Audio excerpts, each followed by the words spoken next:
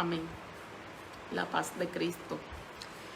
Ahora vamos a hablar de un hombre que fue gigante en la oración.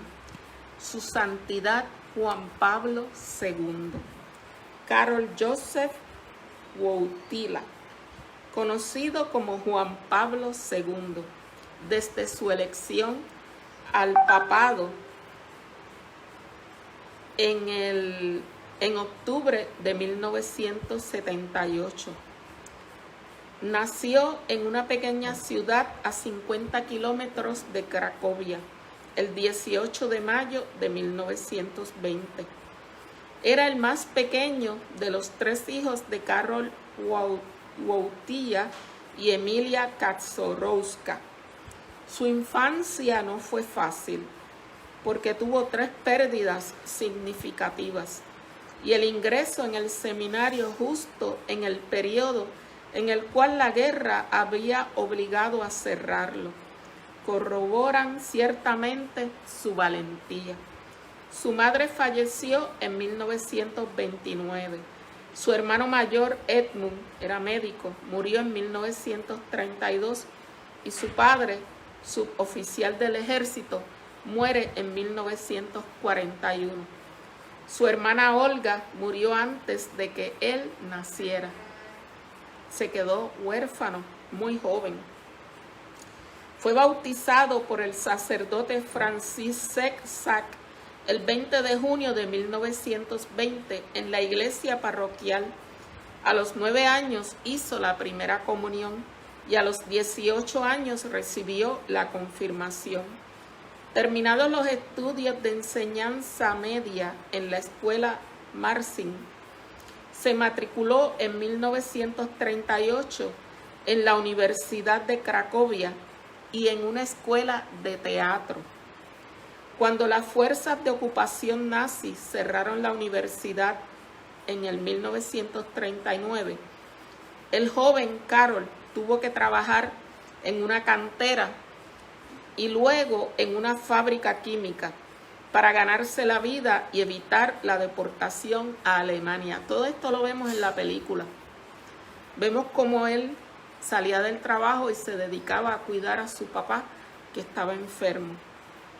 A partir de 1942, al sentir la vocación al sacerdocio, él tenía una novia y tuvo mucho trabajo porque ella lo amaba mucho, pero él sintió el llamado a la vocación del sacerdocio. En 1942 le contó a ella su deseo de ser sacerdote. Siguió las clases de formación del seminario clandestino de Cracovia, dirigido por el arzobispo de Cracovia, cardenal Adam Stefan, y al mismo tiempo fue uno de los promotores del teatro, también clandestino. Luego de la Segunda Guerra Mundial continuó sus estudios en el Seminario Mayor de Cracovia, porque ya, gracias a Dios, fue abierto, y en la Facultad de Teología de la universidad, hasta que fue ordenado sacerdote en Cracovia el 1 de noviembre de 1946. Seguidamente fue enviado a Roma, donde bajo la dirección del dominico francés Garrigou se doctoró en 1948 en teología, con una tesis sobre el tema de la fe en las obras de San Juan de la Cruz. Y en aquel periodo de tiempo aprovechó sus vacaciones para ejercer el ministerio pastoral entre los emigrantes polacos de Francia, Bélgica y Holanda. Él vivió en carne propia lo que es el maltrato, el abuso, la restricción, el discrimen. En 1948 vuelve a Polonia y fue vicario en diversas parroquias de Cracovia y capellán de los universitarios hasta 1951. Cuando reanudó sus estudios filosóficos y teológicos. En 1953 presentó en la Universidad Católica de Lublin una tesis titulada Valoración de la posibilidad de fundar una ética católica sobre la base del sistema ético de Max Scheler. Luego pasó a ser profesor de Teología Moral y Ética Social en el Seminario Mayor de Cracovia y en la Facultad de Teología de Lublin. El 4 de julio de 1958 fue nombrado por su Santidad Pío XII, obispo titular y auxiliar de Cracovia. Recibió la ordenación episcopal el 28 de septiembre de 1958 en la Catedral de Cracovia, de manos del arzobispo Bastiak. El 13 de enero de 1964 fue nombrado arzobispo de Cracovia por su santidad Pablo VI, quien le hizo cardenal el 26 de junio de 1967.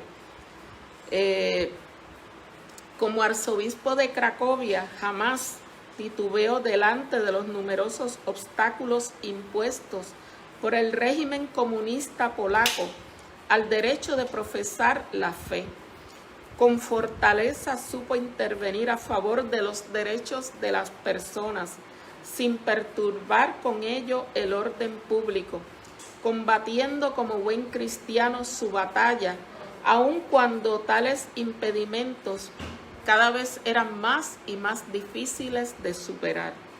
Además de participar en el Concilio Vaticano II, con una contribución importantísima, él elaboró la Constitución Gaudium et Spes.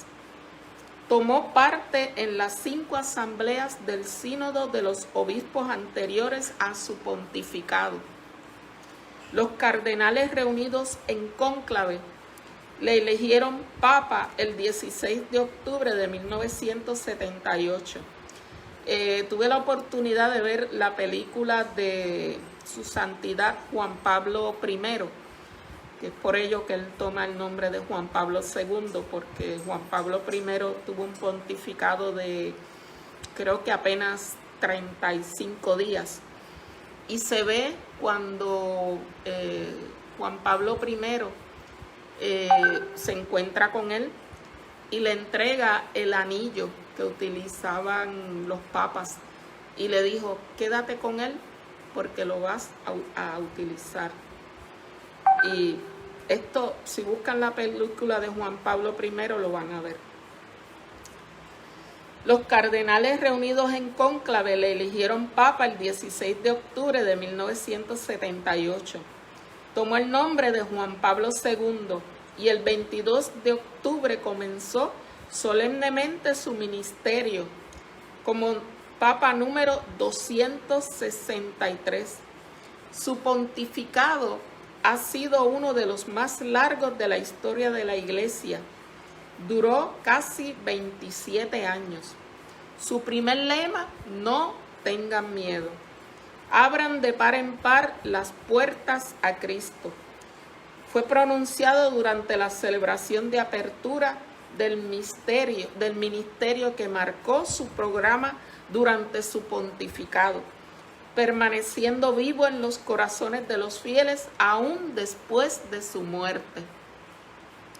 Como sumo pontífice, todos recordamos aquel 13 de mayo de 1981 en que fue herido, día que señaló el inicio de una segunda fase de su pontificado. Obtuvo del Señor la gracia de poder derramar la propia sangre en nombre de la fe, como él mismo dijo en referencia a lo acontecido. Cuando él recuperó su salud, fue a la cárcel donde estaba ingresado el hombre que le disparó y le concedió el perdón. En los numerosos sufrimientos morales y durante la enfermedad física, anunció el precioso valor del sufrimiento humano unido al misterio de la cruz de Cristo. Sostuvo el anhelo de libertad de los pueblos oprimidos por los diversos regímenes y totalitarismos, afirmando la dignidad inviolable de todo ser humano. Promovió y vigorizó el diálogo ecuménico, buscando la unidad y la paz en la viva esperanza de un futuro en plena comunión con los hermanos separados. Su Santidad Juan Pablo II ejerció su ministerio con incansable espíritu misionero. Se le conoció con el nombre cariñoso de el Papa Viajero. Dedicó todas sus energías, movido por la solicitud a la Eucaristía y por la caridad abierta a toda la humanidad. Realizó 104 viajes apostólicos fuera de Italia y 146 por el interior de ese país. Además, como obispo de Roma, visitó 317 de las 333 parroquias romanas. El pueblo que él más amaba era México. Él decía que si él no hubiese nacido en Polonia, le hubiese encantado nacer en México. Fue uno de los países que más visitó. Tan es así que el pueblo mexicano le dedicó la canción Amigo. Más que todos sus predecesores, se encontró con el pueblo de Dios y con los responsables de las naciones. Más de 17 millones de peregrinos participaron en las 1166 audiencias generales que celebraba los miércoles.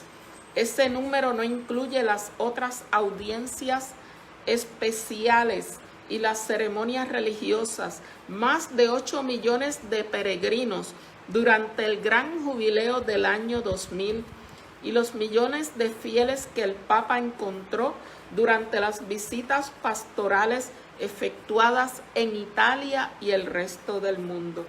Hay que recordar también las numerosas personalidades de gobierno con las que se entrevistó durante las 38 visitas oficiales y las 738 audiencias o encuentros con jefes de Estado y 246 audiencias y encuentros con primeros ministros.